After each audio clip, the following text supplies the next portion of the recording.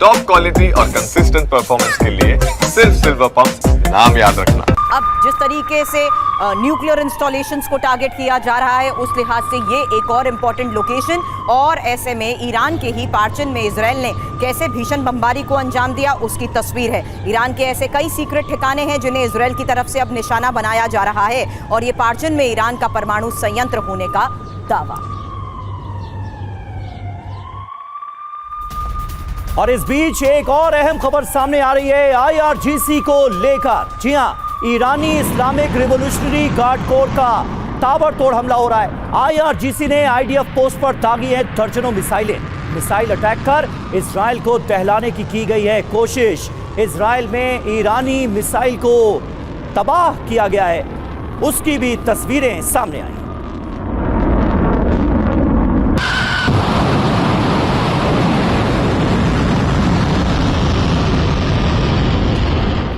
और अब West Bank के हेब्रोन में ईरान की तरफ से किए गए हमले को लेकर एक बड़ी खबर और तस्वीर अब आपके सामने होगी, जहां देखिए किस तरीके से इस हमले को अंजाम दिया गया। हेब्रोन पर ईरान ने बैलिस्टिक मिसाइल दागी है। इजरायली कब्जे वाले इलाके पर ईरान का यह हमला है। मिसाइल हमले से हेब्रोन में नुकसान का दावा। IDF ने कहा फिलिस्तीनी लोगों पर ईरान ने हमले को अंजाम दिया।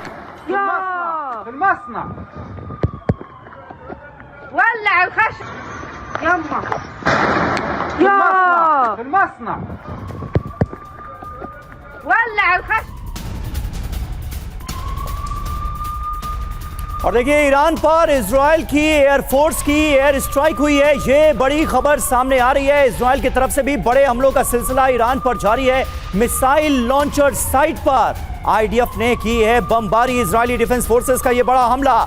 इजरायली हमले में 12 मिसाइल लॉन्चर साइट कर दी गई तबाह। हमले में ईरानी सेना का वेपन डिपो भी तबाह हो गया।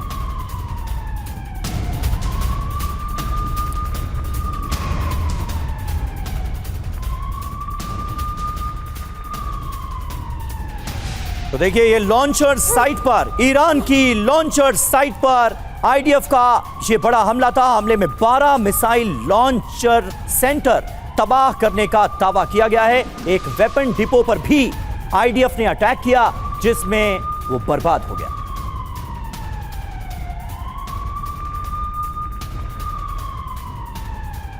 हालांकि इन तमाम हमलों के बीच हमने आपको अब से थोड़ी देर पहले बड़ी खबर बताई कि किस तरीके से अमेरिका ने भी सीधे ईरान पर एक्शन की बड़ी तैयारी कर ली है। लेकिन अब डिटेल इंफॉर्मेशन उस आधार पर आपके सामने होगी जहां ईरान कैसे अमेरिका को नुकसान पहुंचाने के लिए गंभीर तैयारियों में जुटा है। तो ईरान अमेरिकी ठिकानों पर हमले के लिए बताया जा रहा है तैयार। और न्यूयॉर्क टाइम्स के हवाले से एक और बहुत बड़ी खबर है। हालांकि मिडिल ईस्ट में अमेरिकी ठिकानों को निशाना बनाने की ईरान की ये तैयारी है क्या?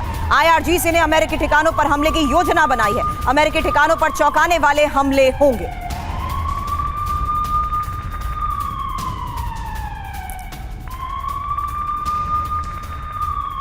और एक और अहम खबर, ईरान ने अमेरिका को दी धमकी। नेशनल सिक्योरिटी के डिप्टी चेयरमैन का बयान आया है। इजराइल से ज्यादा आसान अमेरिकी ठिकानों पर हमला करना है। अमेरिकी हमला किया गया तो अंजाम भुगतना होगा अमेरिका को। अमेरिकी सेना के लिए 50,000 ताबूत तैयार रखने होंगे। ये ईरान की तरफ से बहुत बड़ा स्टेटमेंट, और अमेरिका के इरादों को भांपने के बाद बहुत बड़ी ईरान की तरफ से धमकी सामने आई है। सुनिए। लगातार इस हालात के बीच में ईरान की तरफ से भी ये चेतावनी और धमकी के तौर पर साफ तौर पर बता दिया गया है कि अमेरिका के बहुत से ऐसे ठिकाने हैं जो सीधे उसके निशाने पर हो सकते हैं। ऐसे में ईरान की ये तैयारी है क्या? ईरान का वो एक्शन प्लान है क्या?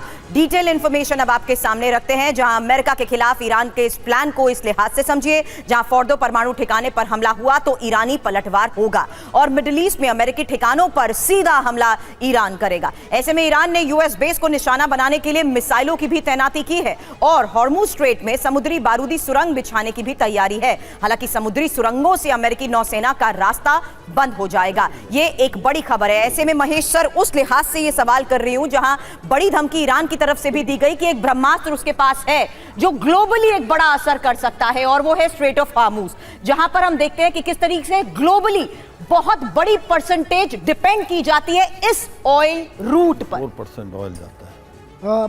सुरभि, आपकी बात सच है, और ये सबसे बड़ा परेशानी का कारण बन सकता है विश्व आर्थिक व्यवस्था के लिए, क्योंकि जितना भी तेल समुद्री रास्तों से भेजा जाता है विश्वव्यापी जगहों पर, उसका 20% यानी 1/5 हिस्सा वो स्ट्रेट ऑफ हॉर्मुज के माध्यम से जाता है।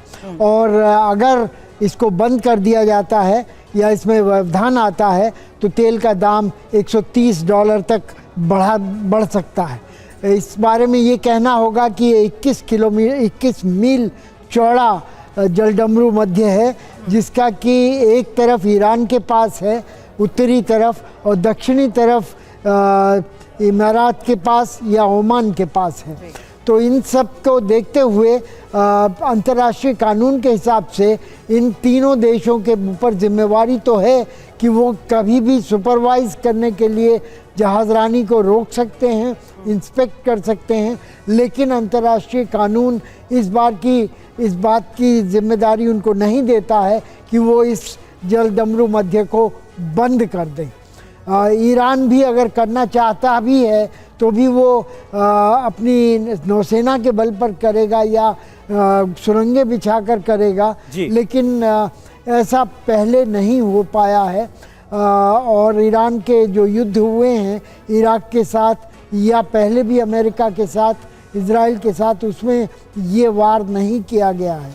लेकिन इस बार अगर इस वार की बात की जा रही है तो इसमें एक पहलू और भी आता है।